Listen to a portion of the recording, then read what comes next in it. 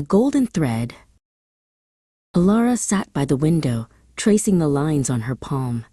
She looked at her reflection in the glass and wondered why her nose tilted slightly to the left and why her laughter sounded exactly like a bubbling brook. "Why am I me?" she whispered to the quiet room. Marisol entered the room, carrying a heavy, ancient-looking book.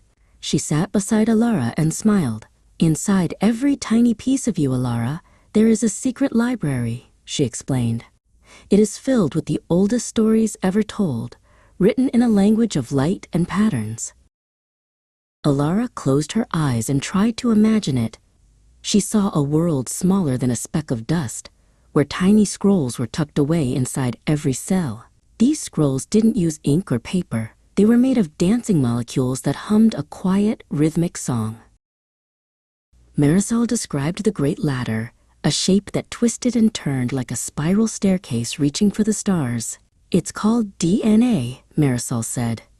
"It is the master plan, the instruction manual that tells your body how to build a you." One chapter of the code decided the color of Elara's eyes, making them the shade of a stormy sea.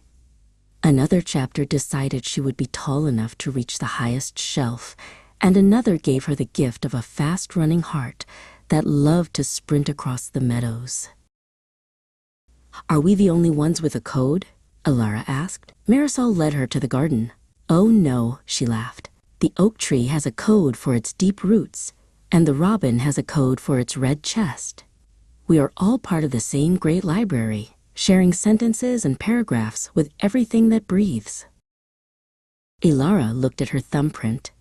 It was a swirl of lines that belonged to no one else in the entire world. Marisol told her that while humans share almost all of their code, a tiny, magical fraction is hers alone. That fraction was the spark of her unique spirit. Marisol turned the pages of the old book to show faded photographs. "You carry the echoes of those who came before you," she said. "The strength of a great-grandfather, the curiosity of a distant aunt. Their best lines are rewritten in your own book." Elara felt a sense of pride. She wasn't just a girl.